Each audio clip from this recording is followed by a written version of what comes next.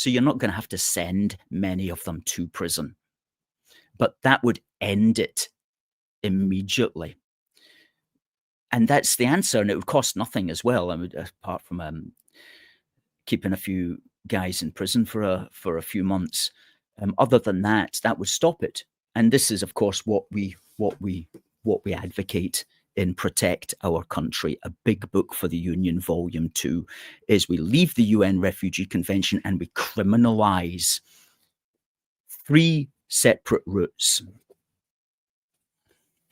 3 separate routes which we have detailed in this book. We criminalize them. Anybody coming in via these routes will go to prison. And that will end the traffic. It will end the traffic. Mark my words. It's not difficult to do this, but it will require a conversation to be had that the country perhaps is not ready to have right now. But I can definitely see us moving in that direction. We're moving towards that conversation, and that conversation is coming, and that answer is coming. Mark my words. Will it be in time before the entire country is swamped? We'll have to see, but we're moving in that direction. And fair play to Shabana Mahmood for starting that conversation, and she's getting pelters from everybody, from all of her left. So I'm here to just give her some love, say, look, you haven't got it totally right, but you're 10% right here. You're moving in the right direction. So well done to Shabana Mahmood. Now, I don't know if our guest coming up right now, Damien, will have the same take on it.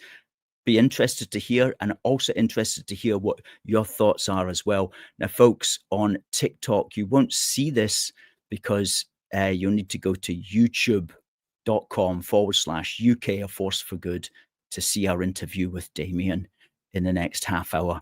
But for everybody on TikTok, thanks for watching, and we'll see you next week. Good, folks, please say hello to Damien. Evening, Damien, of Cheshire Cat Musings down there on the Mersey. Is it as cold down there as it is up here in Glasgow? we're about 3 degrees currently. I've got the ice warning on my car, and we've got snow warnings, so we'll see how we go over the next few days. How cold are you up in Glasgow? We only speak English up here, so it's 32 degrees Fahrenheit. According to my computer, I couldn't tell you what that is in centigrade. Oh no, my mistake. It's gone down to 1 degree now, so it's perfect snow weather. Right, absolutely. Well, snow is actually forecast, I think, for the country. I noticed you've got a Back to the Future poster up there. Mm-hmm. What's your favorite Back to the Future film? The first one's my favorite. Yeah. It's one of my top 10 movies of all time. You can't go wrong with Steven Spielberg and Robert Zemeckis, and it's the Jaws formula. It's a perfect movie from start to finish. There's not a single second wasted. Not a single moment is unaccounted for. You couldn't chop a second off that movie. I agree. It was a remarkable film that year. I can't remember what year. Was it in 1988? 85. 85. That's right. Because I was in America at the time with the British University's North American Club, and we got jobs on camps over there during the summer, and we went into Pittsfield, Massachusetts, to watch that. A group of us, and I was aware that, gosh, that's a very clever film. Of the sort you don't see, and you don't really see much now either. It was just a clever idea, and well, not just that, it's all very layered. Like they set up the clock tower early on. They set up everything about it. Like even in the opening scene when Marty's in Doc's house, there's a news report about the terrorists having the stealing plutonium. And then later in the movie, you find out that the Docs ripped the terrorists off and stolen their plutonium. Hi, Catherine. So it's pretty watertight, that script. Yes, absolutely. No, it's a good film. It's a good film. And before we get into what we're going to be talking about, I just want to give a shout out to DTube here, who has sent a £5 super chat. Thank you very much, DTube. And he says, watch Barrister Barrett's video. That's Stephen That's Barrett, I think is his Yeah, I name. think it's the hang on, you've got two. You've got the black belt barrister, and you've got Stephen Barris as well, who's usually on GB News. He's the lawyer with the long hair. I don't know if you've seen him or not. Oh yeah, I know who he is. And DTube's saying that Stephen Barrett's video about Shabana Mahmood's plans says it changes nothing. Well, that might be what Barrett says. But as I always say in politics, everything will change something. I don't always say that, actually. I just made that up right now. In politics, everything will change something. Put that down Well, in my well, autobiography, please. My well, biography. in my view, it's very much they're just changing the phrasing and the wording. If they can get a headline out, hello, hello. If they can get out a headline that says we've shut down the hotels and we've shut down the illegal dinghies coming over from France, and they transfer those illegals to safe and legal routes, instead of putting them into hotels, they put them in the military barracks. I'm sure you've got one up in the Highlands, if I'm remembering that correctly. I think it's Cameron Barracks up in near Inverness. Is that right? Absolutely. In fact, there was a demonstration against that in Inverness at the weekend on Saturday, and I think we've got a picture of that we'll just quickly fire up. Somebody there at the front with Asylum frauds out, another poster in the middle, and another poster saying invasion emergency, and it says protests erupt against veterans eviction to make way for refugees. So this is in reference to the Cameron barracks, which are going to be housing up to, well, at least up to 300 anyway, if not more. But what Okay. gets me, right, what gets me, say you've got 600 at one down south, I think it's down Dover way, and you've got 300 up in Inverness in the Highlands. That barely touches the size. That's under 1,000. That's a day's intake on a good day. That comes over. I meant what we're going to do with that? We're meant to applaud this. Is this meant to be some sort of big win? And then you've also got the Green Party. They are saying not in my backyard. But I seen something on X a few days ago about one of your Lib Dum Hollywood members. He was on TV saying he was objecting to the migrants being put into Cameron Barracks. And it's what I was saying, I think I was saying it on your podcast a couple of months ago. Whereas you'll find that the NIMBY is not in my backyard types will become very, very UKIP-y, very, very reformy, as soon as they're facing the problem that we've been facing in the north, in the major cities, with illegal migrants coming over. And it's not just illegal migrants, that's about 3 or 4% of the total immigration figure. It's just the obvious thing you can point at, and you can say, look at the boats. Hi, Debbie. You can look at the boats and say, look, we need to stop that. All right, it's a very obvious sign, but you can look at the numbers coming over, and it's just utterly ridiculous, whatever which way you cut it. Yeah, I don't see how, like Shabana Mahmood there says she's going to close down all the hotels. Well, I don't quite see how that's even possible with these numbers that are coming in. And what you have to do is you have to stop the boats coming in. What she's doing is tinkering around the edges. And you just mentioned there as well about the danger of her saying that she wanted to set up safe and legal routes in, and I know why she's done that. She's done that in order to throw a bone to the Labour left. to the Labour left, the open borders enthusiasts, who will always say, what we need is safe and legal routes into the country. So she said, okay, then here in the last 2 pages of this document, I've spoken about safe and legal routes, And they've completely ignored that. It's like they don't want to know. They have given her no credit whatsoever for any of that. Instead, they've just preferred to blanket attack everything that she's done. So in other words, they have revealed themselves because their calls for safe and legal routes for such people is clearly just rhetoric, which is intended to hide their true belief, which is that people like you and I and our viewers are not entitled to even have a country in the first place, and that having In the fact, audacity to think that we should have border control is we're the just problem for not mentioning legitimate. it. We're the problem for mentioning it, Alistair. That's what you need to remember. I mean, we should just shut up and take up the given. Yeah. If you don't do that, you're a far right bigot. You're akin to a mid-century German. What do you think? Like they Hello. have disdain for us? I Would you think, say? yeah, pretty much. You've got two types of Labour politician. You've got the ones that actually ignore you. Hello, Craig. And you've got the ones that think you want socialism. So there's two types of Labour politician, and the ones that ignore you would be the liberal class, the champagne socialists, the ones, the great and the good. Your Emily Thornberrys, your Harriet Harmans, your Keir Starmers. These are the people that will class the entire working class as far right bigots and thugs. And then you've got the ones that think they're being nice, like Lisa and Andy, who will hold up a placard that says refugees welcome and offer you some socialism like your free school meals if you're in England and your breakfast clubs.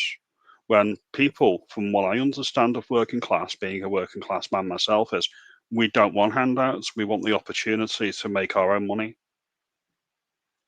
Yeah, yeah, absolutely.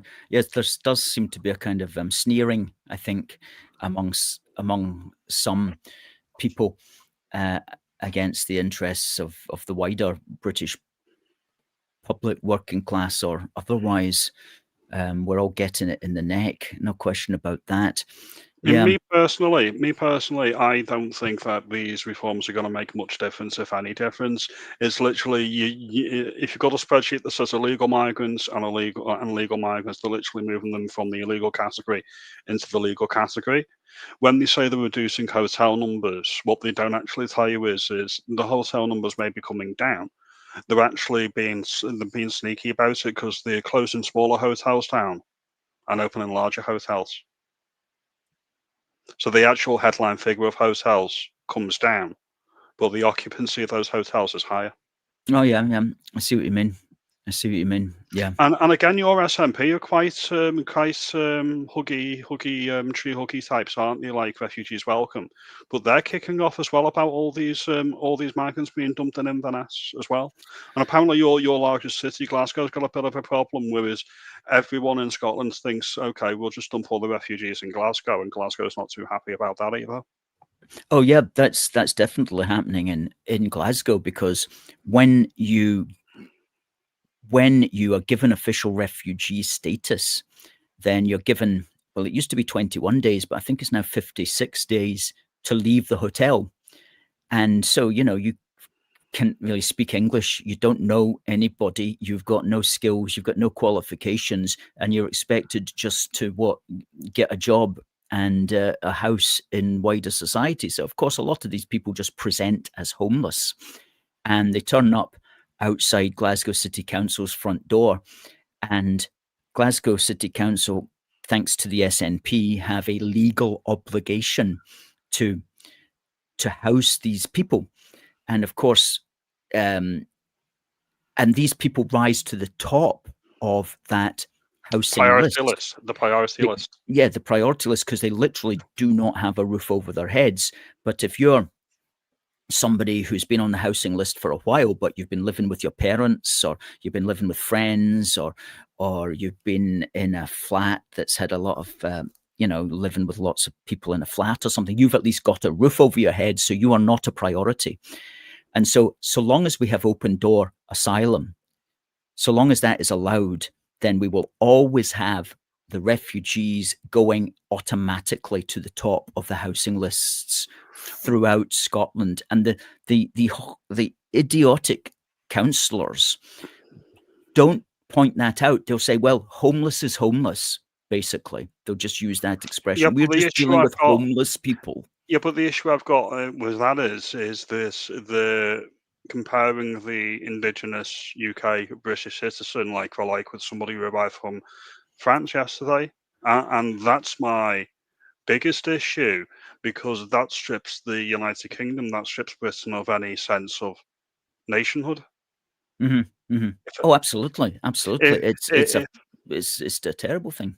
I mean, me personally, my biggest issue with the asylum atrocity, the way that it's being abused by everybody at the moment is when Shabana Mahmood came out earlier this week, she didn't actually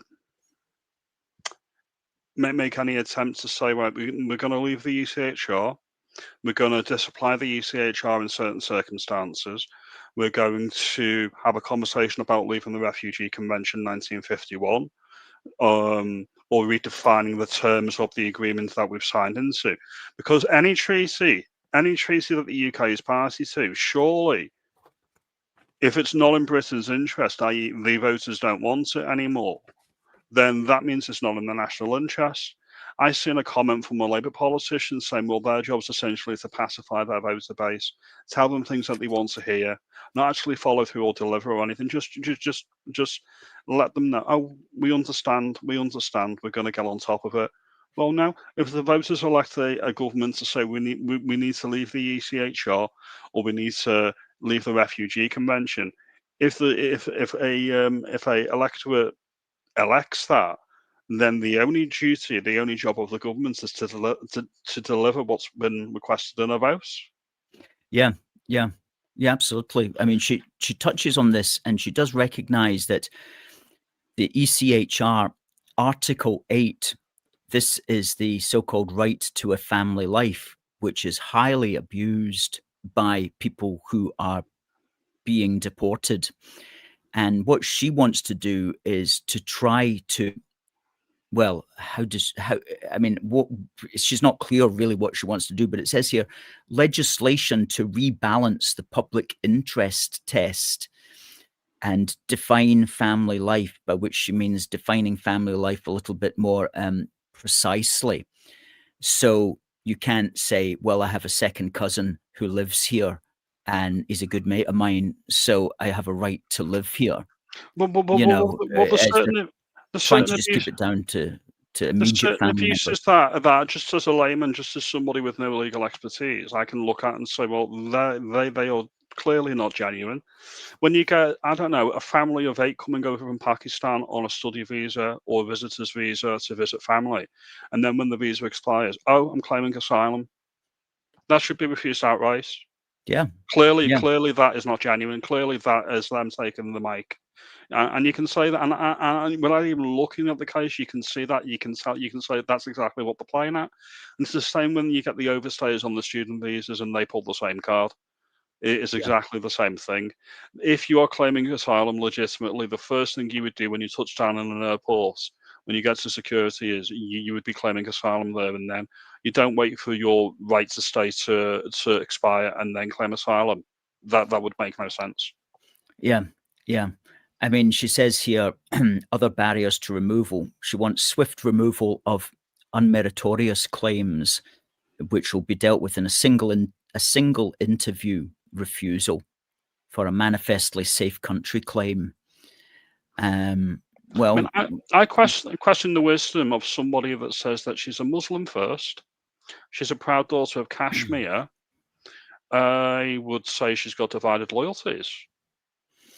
I don't have another country to go to. United Kingdom, Britain is my country. If it goes wrong here and it goes tits up, pardon the language, I don't have another country to go to. This is my home. This is the problem that we've got here, the native British people. Whereas if Shabana Mahmood, if it goes wrong for her, well, because of her ancestry, she could go back to Pakistan. I'm not that's saying that she's not entitled to live in Britain. Not yes, that's not my line. My line is there's clearly divided loyalties when she can come out and say in one breath she's English, in the next breath she's British, in the next breath she's being a Muslim is central to her being and it forms every decision in her life, and then go on to say she's a proud daughter of Kashmir. Well, which is it? Well, it's a good point. It's a good point that you make, and I think that it's quite understandable that one could look at some of those folk and say, "Well, do you have a divided loyalty?" Because when I was looking at quite a few of the people who are opposing her in the House of Commons, they're all what in a previous day and age we would have just called foreigners. Yeah, They're like yeah. One from literally in these yeah are one people from one another country, and one they're from in making the laws for our country. so And one from but that's where India, we are. That's where we are. That's what we're one stuck from with, well thanks one to from in multiculturalism. But goodness one me, one from India, one from Pakistan, one from Bangladesh, if memory serves, and they were all debating like in a I don't know, triumvirate of disingenuousness to say, yes. listen, we know what British wants. We know what's best for Britain. However, it was the revision to the British citizenship, which happened, I think it was in 1948, the British Nationality Act, that gave all foreign and Commonwealth, sorry, former Empire and Commonwealth people the right to move to the United Kingdom and claim British citizenship.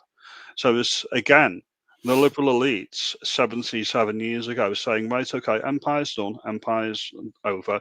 We want to maintain that influence. We want to maintain our hold over polite circles over the world. We'll give every single country that was under the British Empire, all of their citizens, the right to say they're as British as me or you, Alistair. We won't even put it to a vote to the British people. Well, that's right. That's still the case today. That Hmm. all these people that come in from Pakistan each year, all the people who come in from Nigeria, all the people who come in from Ghana, and these are like the legal immigrants, and there's hundreds of thousands of these legals each year. They all have the automatic right to vote as soon as they get Yeah, yeah. residence here, as soon as they're settled in their job or in their study or whatever, they've got the right to vote, and they've got the right also to stand as a as for Parliament. Hmm. And something that I discovered when I was writing Protect Our Country, because we have a whole chapter on this, is Yeah. that you don't have to even be a British citizen to be an MP. You can be just a Nigerian citizen, a citizen of some Commonwealth country. You don't actually have to be a British citizen to be an MP.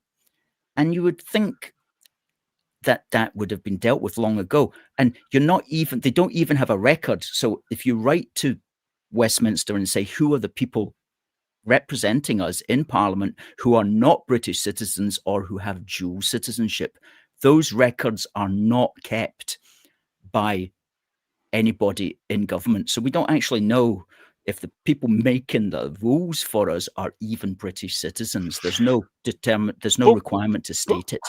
but my issue is, right, everyone treats law as something that doesn't evolve and can't change. So when we're having a conversation about the British Nationality Act of 1948, everyone treats it like it's set in stone, that it can't be reversed or revoked, but that's completely against the idea of parliamentary sovereignty. No parliament can bind another, no law is absolute. The whole principle of the whole point of parliamentary sovereignty is meant to be times changed, morals change, people's lived experience changes, and with all of that, laws change. And it's not always, we seem to be legislating upon old laws, and we don't seem to be actually slimming down the laws. We seem to be adding more upon more upon more, and that's antithetical to the way that the Englishman in England and Wales likes to live his life without government interference. I don't know before the Act of Union if Scotland had a similar position. However, in England, it was said that, say, for I think it was the postman, you could go your entire life without interaction with the government because there was no need for you to interact with the government at all. I think it was the postman and the taxman, Yeah, and yeah, even these those aren't direct. But now it's online safety bill, all this nonsense, digital ID, all this nonsense. Just all this stuff is like further intrusion upon everything and everything. And when they say to you, right, raising the flag, I noticed they're very quick to take down the saltire up in Scotland. The SNP are very quick to take down the saltire when it's not appropriated for their purposes. Um, If a flag's divisive, that tells me that you don't belong in the country. If you find the national flag, either the Saltire, the Ulster banner, the Welsh flag, the English flag, or the Union Jack, if you find these flags divisive, I suggest you don't belong in Britain. Well, yeah, absolutely. Many people And would totally agree with that. it says more about them than it does about you. Yes, yes, yes. Well, we had we made a freedom of information request about Stand Up to Racism, who claimed that they were verbally attacked and threatened and had I know their about that. equipment broken by the very person who put up these saltires and lion rampants. And that was the review. That was the report on the 9th of October in the National. So we made a freedom of information request to Police Scotland. And Police Scotland got back to us beginning of last week, and they said, we have no record of this matter being reported. The information sought is not held by Police Scotland. So in other words, that was just a complete load of nonsense, which was made up in order to justify these crazy people's removal of, as you say, saltires and lion rampants, which they must have felt, look, we have to make up a reason for why we're removing these to justify our stupid behavior. Anyway, we caught them out. Damien, it's coming towards the end of the hour. Thank you very much. Now, you're at youtube.com/at Cheshire Cat Musings, all one word. Folks, please do head over when this stream is finished and give Damien a subscribe. Give him a follow, please. What I would say is, good work. I put a freedom of information request into the Home Secretary when it was Wyvett Cooper. And I also put one into my local council, which is Halton Borough Council. And the specific question I asked both of them is, do you fund Stand Up to Racism? Because they always go out with matching placards. They're all identical. Like, they're not homemade. They're produced en masse. Who's producing them? Who's funding them? Where are they all coming from? And they're always bussed in, and they're always given police protection for some reason against the racists like me and you, the far-right bigots and thugs. Apparently, we're the problem. So the reply I got from the Home Secretary's office, where Cooper says, it's too costly because there's a limit. I think it's like 600 or 750 quid. And if the cost is more than that, they can refuse your request. It was too costly to investigate whether. So that tells me everything I need to know. They're throwing money at it hand over fist. And I posed the same question to my local council, which covers Runcorn and Widnes in Cheshire, Halton Borough Council. And I said, do you provide any funds to Stand Up to Racism or Hope Not Hate or Hate Not Hope, the one that Nick Lyles actually runs or used to run? They said, we do not send any money to them. All right, so two separate answers that reveal a lot of information without saying anything. The local councils aren't funding it. The central government's funding it. And it's that extensive and it's that embedded in government policy. They can't even gather all the information together with a freedom of information request for 750 quid. So it tells me it's probably hundreds of thousands, if not millions per year that's going to these, and we're paying for it. That's a very interesting piece of information there. And it's like somebody with 750 quid could perhaps provide the money and we could find out more about that. That might be that an option? That was well, quite possibly. I mean, my understanding was, and my understanding always would be, is I always see them when these walk around, and they're always matching with the matching placards. It's not like the one down in Essex at the Bell Hotel in Epping, where the women and the children and the men and the pink ladies who are protesting. They've all got homemade signs. They're clearly. It's not the same thing. These are produced, the ones on the other side, at a industrial scale. Yeah, so I want to know who's paying for it. Is it even at a UK level, or is it high up? Is it at EU level, or Good even point. higher? Is this part of the WEF? Is like George Soros involved and things like that, or is that too a bit conspiratorial? Well, I wouldn't put anything past that guy. Damien, thank you very much for the show tonight. Half an hour's gone very quickly. You've always got a lot to say. Once again, folks, please do check out Damien at his YouTube channel, which you'll get at youtube.com/at Cheshire Cat Musings. Until the next time, This is a Damien. good book, by the way. I will say that is a very good book, so I will say that. Good. Thank you. Thank you, folks. And thank you for that, Damien. And look forward to having you back on. Yeah, and hopefully before Christmas. Let's aim for that. Absolutely. Okay, not a problem. Well, thank you for your time as well. Hope everything's going all right up in Scotland. So I'll speak to you later. Right stuff. Good night. Bye-bye. Thank you, Damien. And Alan says thanks to Damien, as does Catherine. And Damien has always got some interesting points that make us think. So thank you, sir, for that. Paul says, great show. Still enjoying your books. Great.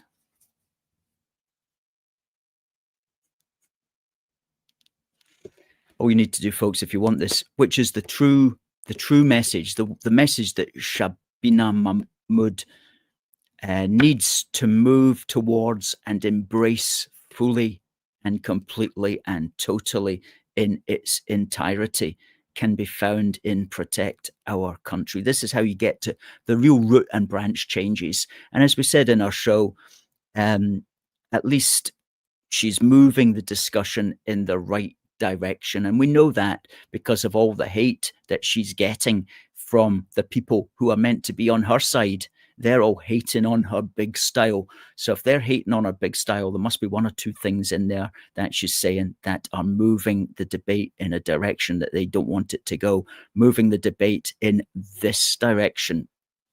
And you can find this book by going to searching on Amazon, just put in Protect Our Country, or you can get it at that, scan that QR code and it will take you straight to the page.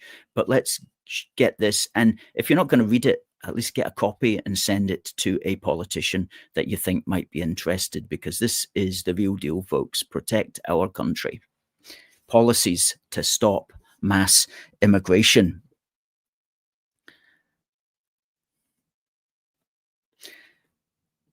Now, Alan says, great show.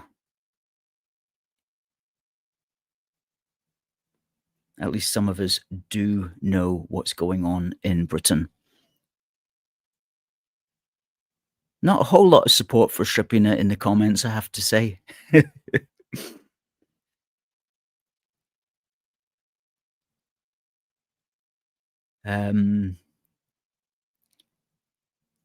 Anyway, we take a much more nuanced view on those things, and we work from the position that words in the beginning was the word. Without the word, then nothing can happen. So if somebody's at least saying the words which sound quite good and which can move things in the direction of other words, then that's what we want. And so we'll see how it all goes. We'll have much more to say about this when we've studied the proposals in depth. And folks, you know that in 2026 they're going to be talking about it all the time and so on. So there'll be a lot to say. And what we can say is that we, all of us who believe these things, will have more opportunities to get our point over, and the situation in society will be much more amenable to our kind of points of view. Because cast your mind back to the 90s, early 2000s, you couldn't even say that you wanted immigration to stop. You would be absolutely socially ostracized. Now we've moved significantly to the point where you've got a Home Secretary who is at least moving things in the right direction. So we'll see how all of that goes in the great